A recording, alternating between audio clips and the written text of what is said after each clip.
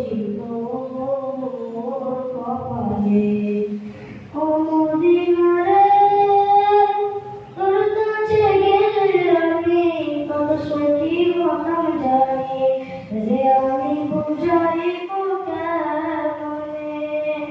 রোজা মুবারক যেয়ে নবীকে সালাম দিয়ে রোজা মুবারক যেয়ে নবীকে সালাম দিয়ে বলিতাম